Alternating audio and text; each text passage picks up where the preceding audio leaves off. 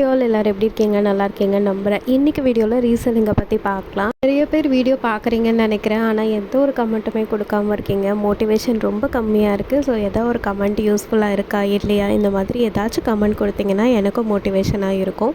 So இன்றைக்கி ரீசெல்லிங்னா என்னென்னு பார்த்துலாம். ரீசெல்லிங்கை பொறுத்த வரைக்கும் மேனுஃபேக்சர் கிட்டேருந்து நம்ம ப்ராடக்டை வாங்குவோம், செல் பண்ணுவோம். ஆனால் இப்போ ரீசெல்லிங்னா என்னென்னு நினச்சிக்கிறாங்கன்னா, ஜஸ்ட்டு வந்து இமேஜஸை போட்டுட்டு வீடியோஸை போட்டுட்டால் மட்டும் நமக்கு வந்து சேல்ஸ் ஆகிடும் அப்படின்னு நினச்சிட்டு இருக்காங்க. இதனால தான் வந்துட்டு ரீசெல்லிங் அப்படின்றது ஒரு விஷயமே வந்துட்டு நிறைய பேருக்கு ஃபெயிலியரில் போய் முடியுது. இதை எப்படி சூஸ் பண்ணலாம் அப்படின்றத நான் சொல்கிறேன். ஃபர்ஸ்ட் வந்து உங்களுக்குன்னு ஒரு நிச்சை க்ரியேட் பண்ணுங்கள். அதாவது நீங்கள் என்ன பிராண்டு வந்துட்டு சூஸ் பண்ண போகிறீங்க. இதை ஜுவல்லரி, ஹோம் டெக்கார், பொட்டிக்குன்னு எடுத்துக்கிட்டிங்கன்னா சுடிதார், சாரீ, இந்த மாதிரி நிறைய பிஸ்னஸ் அவைலபிளாக இருக்குது. ஸோ இதில் நீங்கள் எது சூஸ் பண்ண போகிறீங்க அப்படின்னு பார்த்துக்கோங்க. எல்லாத்தையும் போட்டு டம்ப் பண்ண வேணாம். ஏதாவது ஒரு நிச்சை சூஸ் பண்ணிங்கன்னா பெஸ்ட்டாக இருக்கும். அதுக்கப்புறம் பார்த்தீங்கன்னா ரிலேபிள் மேனுஃபேக்சர் இல்லைனா வெண்டர்ஸை வந்து ஃபர்ஸ்ட் வந்துட்டு நீங்கள் செலக்ட் பண்ணணும். நிறைய பேர் இப்போ வந்து ஃபேக்காக வந்துட்டு பண்ணிகிட்ருக்காங்க. ஸோ யார் வந்து நல்லா நீட்டாக பண்ணுறாங்க அப்படின்றத ஃபர்ஸ்ட் வந்து மார்க்கெட் ரிசர்ச் பண்ணுங்கள். அதுக்கப்புறம் பார்த்தீங்கன்னா ரொம்ப இம்பார்ட்டண்ட், இது யாருமே பண்ணுறதில்ல. செப்ரேட்டாக உங்களுக்குன்னு ஒரு Instagram ID, WhatsApp business account கண்டிப்பாக ஓப்பன் பண்ணணும். வாட்ஸ்அப் பிஸ்னஸ் அக்கௌண்ட்டில் நீங்கள் நிறைய கேட்டலாக்லாம் க்ரியேட் பண்ணிக்கலாம். ஸோ தட் வந்துட்டு கஸ்டமரை நீங்கள் அங்கே போய் சர்ச் பண்ணி பார்த்துக்க சொல்லலாம். இன்ஸ்டாகிராம் ஓப்பன் பண்ணுறீங்க இல்லையா, அதில் உங்களோட ப்ராடக்ட்ஸ், அதாவது நீங்கள் வாங்குறீங்கல்ல, அதோட ஃபோட்டோஸ், வீடியோஸ் இதெல்லாம் நீங்கள் கன்சிஸ்டண்ட்டாக அப்லோட் பண்ணிகிட்டே இருக்கணும். எப்படி வந்துட்டு ஒரு மேனுஃபேக்சர் டெய்லி அவங்களோட ப்ராடக்ட்ஸ் அப்லோட் பண்ணுறாங்களோ, அந்த மாதிரி ரீசெல்லராக இருக்கிற நீங்களுமே டெய்லி வந்து கன்சிஸ்டண்ட்டாக போட்டுகிட்டே இருந்தால் மட்டும்தான் ரீச் இருக்கும். ஸோ ஒரு ரீசெல்லர்னால் என்ன, இன்வென்டரி பர்சன் கிட்டேருந்து நீங்கள் ப்ராடக்டை பை பண்ணுறீங்க, உங்களோட கம்யூனிட்டிக்கு நீங்கள் செல் பண்ணுறீங்க. அடுத்த டாபிக் என்னென்னு பார்த்தீங்கன்னா, இதை யாரெல்லாம் பண்ணலாம். ஹோம் மேக்கர்ஸ் பண்ணலாம், காலேஜ் ஸ்டூடெண்ட்ஸ், அதுக்கப்புறம் சைடில் ஏதாவது ஒரு இன்கம் வரணும்னு நினைக்கிறவங்க, ஃபுல் டைம் ஜாப் போயிட்டு உங்களுக்கு வந்துட்டு சைடில் ஏதாவது பிஸ்னஸ் வேணும்னு நினச்சிங்கன்னா ரீசெல்லிங் பண்ணலாம். அடுத்த ஒரு இம்பார்ட்டன்ட் டாபிக் என்னென்னா, இப்போ நீங்கள் ஒருத்தர்கிட்ட இந்த ப்ராடக்ட் வாங்கிறீங்களா, நீங்களும் அதே ப்ராடக்டை தான் உங்களோட பேஜில் போட போகிறீங்க. ஸோ யூனிக்காக நம்ம எப்படி வந்து நம்மளோட ப்ராடக்ட் அப்படின்னு காட்டுறதுக்கு சில ஐடியாஸ் சொல்கிறேன். ஸோ நான் இது ஃபர்ஸ்ட் சொன்ன மாதிரி தான், உங்களுக்குன்னு ஒரு பிராண்டை வந்து க்ரியேட் பண்ணிக்கோங்க, ஒரு நிச் வந்து க்ரியேட் பண்ணிக்கோங்க. அதுக்கப்புறம் உங்களோட பேக்கேஜிங் ஸ்டைலை வந்து நீங்கள் மாற்றிக்கணும். இப்போ அவங்க ஒரு கைண்ட் ஆஃப் பேக்கேஜிங் பண்ணி தருவாங்க. அந்த மாதிரி பண்ணாமல் நீங்கள் ஜஸ்ட் உங்களோட ப்ராடக்ட்ஸை மட்டும் வாங்கிட்டு உங்களுக்குன்னு ஒரு ஸ்டிக்கரோ, தேங்க்யூ ஸ்டிக்கரோ இந்த மாதிரி ரெடி பண்ணி வச்சுட்டு அந்த ப்ராடக்ட்டை நீங்கள் தான் பண்ண மாதிரி நீங்கள் வந்து வெளியில் வந்து செல் பண்ணிக்கலாம். ஸோ உங்களுக்குன்னு ஒரு யூனிக்னஸ் வந்து கிடைக்கும். இதெல்லாம் என்னோடய சஜஷன். நீங்கள் பண்ணணும் அப்படின்னு நினச்சிங்கன்னா பண்ணலாம். ஸோ அதுக்கப்புறம் உங்களுக்குன்னு ஒரு பிராண்ட் நேம், லோகோ வந்து கண்டிப்பாக ரெடி பண்ணிக்கோங்க. பிராண்ட் நேம் ரொம்ப முக்கியம். நிறைய இடத்துல பார்த்துருக்கேன் ரீசெல்லிங் அப்படின்னு சொல்லிக்கிட்டே இருக்காங்க.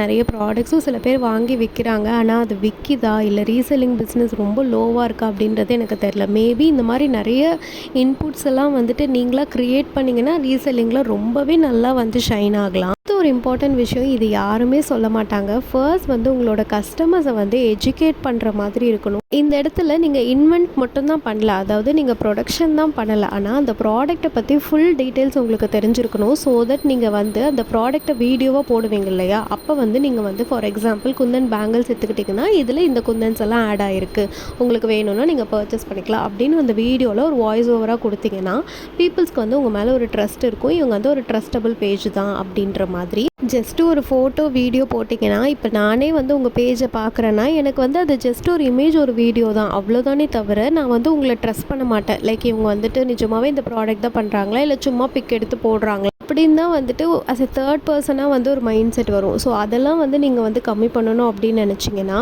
ஃபர்ஸ்ட் வந்துட்டு உங்களோட கஸ்டமர்ஸை எஜுகேட் பண்ணுற விதமாக உங்களோட பிஸ்னஸ் வந்துட்டு ஷைன் ஆகணும். லாஸ்ட் ஒன் வந்துட்டு மேனுஃபேக்சர் கிட்ட இருந்து நம்ம என்ன பண்ணலான்னா ஒயிட் லேபிளிங் பண்ணி வாங்கிக்கலாம். ஒயிட் லேபிளிங் அப்படின்றது ஒரு பெரிய ஸ்டோரி. கண்டிப்பாக நான் அது வந்துட்டு உங்களுக்கு தனியாக வந்து ஒரு வீடியோ போடுறேன். பட் இங்கே சிம்பிளாக நான் சொல்லிடுறேன்.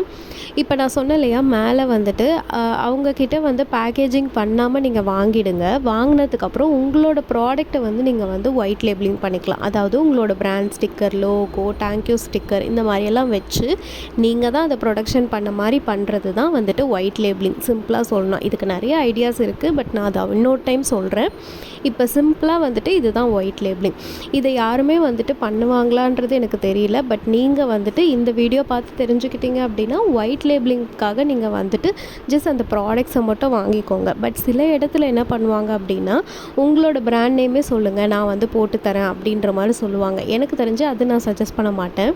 ஸோ நீங்கள் ப்ராடக்ட் எதுவும் இன்வென்ட் பண்ண போகிறதில்ல, ஜஸ்ட்டு ஸ்டிக்கர்ஸ்க்காக மட்டும்தான் நீங்கள் வந்து வெளியில் வந்து சோர்ஸ் பண்ணிக்க போகிறீங்க. அந்த மாதிரி நீங்கள் வெளியில் வந்து பிரிண்ட் பண்ணி வாங்கிட்டு நீங்கள் வந்து அந்த ப்ராடக்ட்டுக்கு மேலே நீங்கள் வந்து உங்களோட லோகோ, ஸ்டிக்கர் இதெல்லாம் போட்டு நீங்கள் தான் ப்ரொடக்ஷன் பண்ண மாதிரி நீங்கள் வெளியில் செல் பண்ணிக்கலாம். அண்ட் உங்களோட பேஜ்லேயுமே ரீசெல்டு ப்ராடக்ட் அப்படின்ற மாதிரிலாம் எங்கேயுமே காட்டாமல் இந்த மாதிரி நீங்கள் பண்ணலாம். இது ஒரு சின்ன ட்ரிக்கு தான். ரீசெல்லிங்கில் ஒரு பெரிய மிஸ்டேக் என்னென்னு கேட்டிங்கன்னா, ஜஸ்ட்டு ஃபோட்டோஸை வீடியோஸை மட்டுமே நீங்கள் வந்து அப்படியே சென்ட் பண்ணி போடுறதுனால வந்துட்டு அது வந்து ஒரு மாதிரி டூப்ளிகேட் இன்ஸ்டாகிராம் ஐடி தான் நான் சொல்லுவேன். இப்போ என்கிட்ட வாங்குறீங்க, என்கிட்ட ஃபோட்டோஸு வீடியோஸ்லாம் வாங்கிறீங்க, நானும் உங்களுக்கு அனுப்பிச்சிடுறேன். இது எல்லாத்தையுமே உங்களோட பேஜ்லையுமே போட்டிங்கன்னா, சப்போஸ் அந்த பேஜில் யாராவது வந்து எனக்கு தெரிஞ்சவங்க இருந்தாங்கன்னா இது என் பேஜா இல்லை உங்கள் பேஜான்றது எப்படி அவங்க கண்டுபிடிப்பாங்க? ஸோ இதெல்லாம் வந்து ஒரு duplicate form of Instagram ID அப்படின்னு தான் நான் சொல்லுவேன். ஸோ அதனால் அந்த மாதிரியெல்லாம் எதுவும் பண்ணாமல் முடிஞ்ச வரைக்கும் கொஞ்சம் இன்வெஸ்ட் பண்ண ட்ரை பண்ணுங்கள். அப்படி இல்லை உங்களால் முடியாது அப்படின்னு நினச்சிங்கன்னா, நான் அந்த ஒயிட் லேபிளிங் மெத்தட் சொன்னேன் பார்த்தீங்களா, அந்த மாதிரி ட்ரை பண்ணுங்கள். ஜஸ்ட்டு ப்ராடக்ட்ஸை மட்டும் வாங்கிட்டு உங்களோட ஓன் மேனுஃபேக்சர் மாதிரி கூட நீங்கள் வந்து காட்டிக்கலாம். ஸோ இதெல்லாம் வந்துட்டு சிம்பிள் ட்ரிக்ஸு. இதெல்லாம் வந்து நிறைய பேர் சொல்கிறது கிடையாது. எனக்கு தெரிஞ்சது ஐடியாஸை நான் உங்கள் எல்லாருக்கிட்டையும் ஷேர் பண்ணுறேன். கண்டிப்பாக ட்ரை அவுட் பண்ணி பாருங்கள். இப்போது நம்ம ரீசெல்லிங்கில் என்னெல்லாம் மிஸ்டேக்ஸ் பண்ணுறோம் அதுக்கான சொல்யூஷன்ஸை பற்றி நம்ம இப்போ பார்க்கலாம். ஓகே, ஸோ ஃபர்ஸ்ட் மிஸ்டேக் என்னென்னு பார்த்தீங்கன்னா, நான் இப்போ சொன்னது தான். ஜஸ்ட்டு ஒரு ஷேர் பண்ணுறது மூலிமா மட்டும் சேல்ஸ் வரும் அப்படின்னு நினச்சிங்கன்னா கண்டிப்பாக கிடையாது. சில பேர்லாம் வாட்ஸ்அப்பில் ட்ரெயின் மாதிரி விடுவாங்க. ட்ரெயின் மாதிரி விட்டிங்கன்னா நான் அந்த ஸ்டேட்டஸையே நான் பார்க்க மாட்டேன் என்ன கேட்டிங்கன்னா. ஸோ அந்த மாதிரியெல்லாம் விடாமல் ரொம்ப ஆத்தென்டிக்காக பண்ணிங்கன்னா கண்டிப்பாக இந்த ரீசெல்லிங் பிஸ்னஸ் அப்படின்றது ஒர்க் அவுட் ஆகும். ஸோ இதுக்கு என்ன சொல்யூஷன் அப்படின்னு கேட்டிங்கன்னா, உங்களோட மார்க்கெட்டிங் ஸ்கில்ஸ், அதுக்கப்புறம் நீங்கள் வந்து எப்படி செல் பண்ணுறீங்க அப்படின்றது தான். இதுக்கு ஒரு பெஸ்ட் எக்ஸாம்பிள் என்ன சொல்வேன்னா, ஒரு பொட்டிக் எடுத்துக்கோங்க. For example Nandu Sai boutique, Lakshmi boutique இவங்களாம் இருக்காங்கல்ல, இவங்க யாருமே வந்து மேனுஃபேக்சர்ஸ் கிடையாது. இவங்களுமே ரீசெல்லர்ஸ் தான்.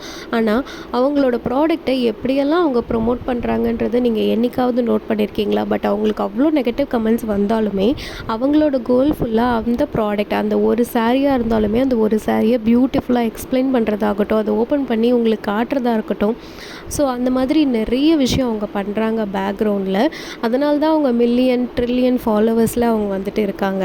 இதை வந்து நான் வந்து அந்த பர்டிகுலர் பேஜை வந்து நான் எந்த ப்ரொமோஷன்லாம் பண்ணலை, ஒரு எக்ஸாம்பிளுக்கு நான் சொல்கிறேன்.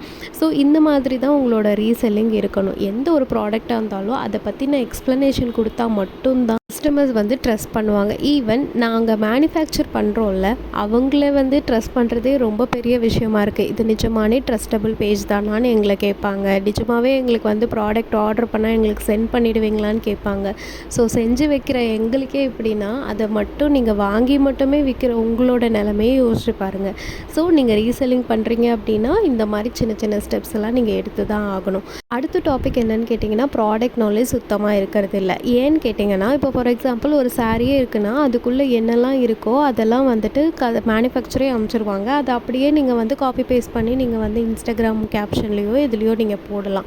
அப்படி போட்டால் கஸ்டமர்ஸ் வந்துட்டு எந்தளவுக்கு பில்ட் பண்ணுவாங்க, அதை வந்துட்டு நீங்கள் முடிஞ்ச வரைக்கும் நல்லாவே எக்ஸ்பிளைன் பண்ணியோ இல்லை வந்துட்டு உங்களுக்கு வாய்ஸ் ஓவர் கொடுக்க முடியல அப்படின்னாலும் அந்த ப்ராடக்ட்டை பற்றி கீழே நிறைய கேப்ஷன்ஸில் நீங்கள் வந்து கொடுக்கறது. இந்த ஃபர்ஸ்ட் சொன்னல வாட்ஸ்அப்பில் ட்ரெயின் விடுவாங்கன்னு, அது ஒரு இமேஜ் மாதிரி. அதாவது அவங்களோட கேலரியில் இருக்கிறது எல்லாத்தையும் வாட்ஸ்அப்பாக ஸ்டேட்டஸாக ட்ரெயினில் விட்டுட்டா அது என்ன ப்ராடக்ட்டு, அதுக்குள்ளே என்ன இருக்குது ஒன்றுமே தெரியாமல் நான் எப்படி உங்ககிட்ட வாங்குவேன்? அந்த மாதிரி தான் இருக்கும் அந்த ஃபீல். வாட்ஸ்அப்பில் தான் செல் பண்ண சொல்கிறீங்க ஆனால் ட்ரெயின் விடக்கூடாது அப்படின்னா நான் என்ன சொல்கிறேன்னா, வாட்ஸ்அப்பில் நீங்கள் ஸ்டேட்டஸ் போடுங்க.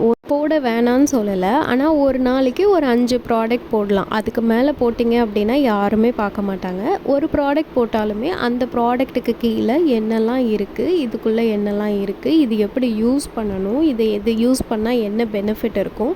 ஃபார் எக்ஸாம்பிள் இப்போ இந்த சோப்ஸ் எல்லாம் கூட ரீசெல்லிங் இருக்குது இல்லையா, அந்த சோப் மூலயமா உங்களுக்கு என்ன பெனிஃபிட்ஸ் இருக்கும், இந்த மாதிரிலாம் வந்துட்டு எக்ஸ்பிளைன் பண்ணலாம். ஜஸ்ட்டு ஒரு ஃபோட்டோ போட்டுட்டா எப்படி சேல்ஸ் ஆகும் அப்படின்னுமே நினைக்காதீங்க. அடுத்த ப்ராப்ளம் என்னன்னு கேட்டிங்கன்னா, க்ரௌடடாக வந்துட்டு ஐட்டம்ஸை செல் பண்ணுறது. அதாவது எல்லோரும் செல் பண்ணுறாங்க.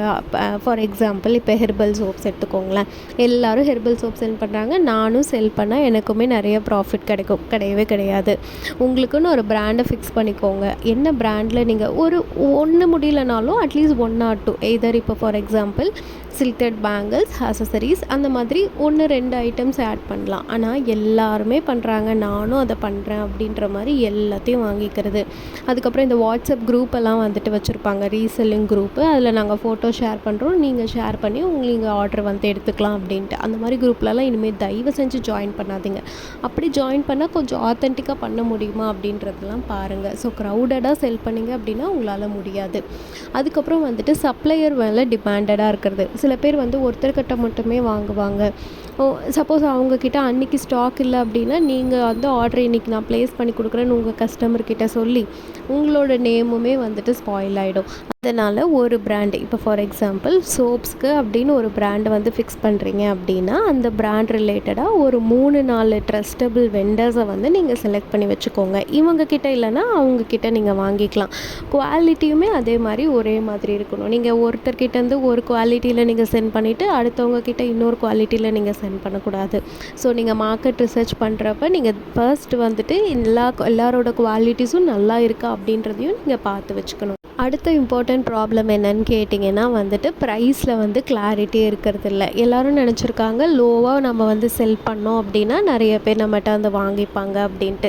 லோவாக செல் பண்ணுறீங்க ஓகே, ஆனால் நீங்கள் வாங்கின காஸ்ட்டை விட நீங்கள் வந்து லோவாக செல் பண்ணிங்கன்னா அது வந்துட்டு கண்டிப்பாக லாஸில் தான் போகும். அப்புறம் என்னோடய பிஸ்னஸ் வந்து லாஸில் போகுதுன்னு உட்காந்து ஓரமாலாம் அழக்கூடாது.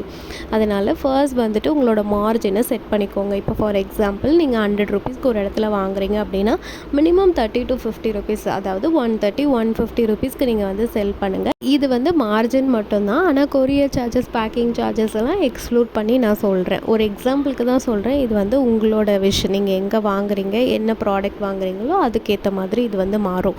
ஸோ கிளாரிட்டி இன் ப்ரைஸ் அப்படின்றது ரொம்பவே இம்பார்ட்டண்ட். அடுத்து ஒரு இம்பார்ட்டன்ட் மிஸ்டேக் என்னன்னு கேட்டிங்கன்னா ஃபோட்டோ அண்ட் வீடியோஸ் இருக்குல்ல, அதில் வந்து அன்அட்ராக்டிவாக இருக்கிறது. அன்அட்ராக்டிவ்னா எப்படின்னா இப்போ மேனுஃபேக்சர் வந்து அந்த ப்ராடக்டோட டீட்டெயில்ஸ்லாம் சென்ட் பண்ணிடுறாங்கன்னு வச்சுக்கோங்களேன். அதை பற்றி நீங்கள் அப்படியே வந்து காப்பி பேஸ்ட் பண்ணி உங்களோட பேஜஸ்லேயும் போட்டிங்க அப்படின்னா அது வந்து அன்அட்ராக்டிவ் ஆகிடும். எப்படின்னு கேட்டிங்கன்னா இப்போ ஃபார் எக்ஸாம்பிள் நீங்கள் வாங்கின இடத்தோட பேஜோட அதே பிக்கு அதே வேர்டிங்ஸை வந்து நான் இன்னொரு இடத்துல பார்க்குறேன். பட் நான் பார்த்த இடம் தான் மேனுஃபேக்சர், நீங்கள் ரீசெல்லர். நான் யார்கிட்ட வாங்குவேன்? மேனுஃபேக்சர் கிட்ட தான் நான் வாங்குவேன். ஏன்னா அவங்க 100 ருபீஸ்க்கு செல் பண்ணுவாங்க, நீங்கள் 150 ருபீஸ்க்கு செல் பண்ணுவீங்க. ஸோ 100 கிட்ட போவேனா 150 கிட்ட போவேனா? ஸோ அதனால் உங்களோட ப்ராடக்டோட டீட்டெயில்ஸை வந்துட்டு கொஞ்சம் ரீவேர்டிங் பண்ண முடியுமா, கொஞ்சம் ரீரைட் பண்ணி எழுத முடியுமா, அதே வேர்டிங்ஸ் இல்லாமல் கொஞ்சம் வேறு மாதிரி எழுத முடியுமா, அந்த மாதிரிலாம் செக் பண்ணிவிட்டு நீங்கள் போட்டிங்க அப்படின்னா உங்கள்கிட்டையும் வந்துட்டு கஸ்டமர்ஸ் வாங்குவாங்க. அதே மாதிரி அவங்க ஃபோட்டோ எடுத்து அனுப்புகிறாங்கல்ல. இப்போ ஃபார் எக்ஸாம்பிள் பொட்டிக்குன்னு எடுத்துக்கிட்டிங்கன்னா இப்போ லக்ஷ்மி பொட்டிக்லாம் கூட தான் ரீசெல்லிங் பண்ணிகிட்ருக்காங்கன்னு நினைக்கிறேன். அவங்களோட பிக்கே நீங்கள் எடுத்து போட்டிங்கன்னா உங்களோட இன்ஸ்டாகிராமுக்கும் சரி யூடியூப்க்கும் சரி காப்பிரைட் ஸ்ட்ரைக் வந்துடும். இதே என்கிட்ட ஒரு ரீசெல்லர் எனக்கு வந்து மெசேஜ் பண்ணி சொல்லியிருந்தாங்க, இந்த மாதிரி காப்பிரைட் ஸ்ட்ரைக் வந்துருச்சு, எனக்கு என்ன பண்ணுறதுன்னு தெரிலன்னு. நான் அப்போ தான் கேட்டேன், நீங்கள் என்ன பண்ணீங்க அப்படின்னா, இல்லை அவங்க சென்ட் பண்ண பிக்கை அப்படியே போட்டுட்டேன் அப்படின்னு.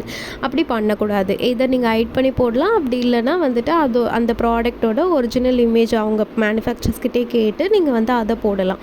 இப்போ ஃபார் எக்ஸாம்பிள் ஏதாவது சோப் ரிலேட்டடாக எதாவது பிஸ்னஸ் பண்ணுறீங்க அப்படின்னா அந்த டெமோ வீடியோலாம் நீங்கள் எடுத்து போடலாம். இதில் வந்துட்டு நுர வருது நல்லா பாருங்கள், அண்ட் இது ஆக்னேக்கு வந்துட்டு அந்த மாதிரி ஏதோ ஒன்று பேசியோ இந்த மாதிரி டெமோ போடுறதோ இந்த மாதிரிலாம் நீங்கள் பண்ணலாம். ஃபார் எக்ஸாம்பிள் ஜுவல்லரி அசசரிஸ்லாம் எதாவது வாங்குறீங்க அப்படின்னா உங்களால் ஃபேஸ் காட்ட முடியலனாலும் இப்போ பேங்கிள்ஸ் தானே, கையில் கூட நீங்கள் வந்து வேர் பண்ணி இது இப்படி இருக்கும், நல்லாயிருக்கும், இந்த சைஸ்லலாம் அவைலபிளாக இருக்குது, உங்களுக்கு வேணும்னா நீங்கள் வந்து ஆர்டர் ப்ளேஸ் பண்ணுங்கள். அந்த மாதிரி ஏதாவது ஒரு சின்ன விஷயம் நீங்கள் எக்ஸ்ட்ரா ஒர்க் பண்ணி தான் ஆகணும் ரீசெல்லிங்கில். அடுத்த ஒரு இம்பார்ட்டன்ட் மிஸ்டேக் என்னன்னு கேட்டிங்கன்னா கன்சிஸ்டண்ட்டாக இருக்கிறது கிடையாது. ஒரு வீக் வந்துட்டு நான் ரீசெல்லிங் ஸ்டார்ட் பண்ணிட்டேன் அப்படின்னு எல்லா இமேஜஸ், ப்ராடக்ட், வீடியோஸ் எல்லாத்தையும் போட்டுட்டு அடுத்த வீக் அப்படியே ஆள் காணாமல் போயிடக்கூடாது.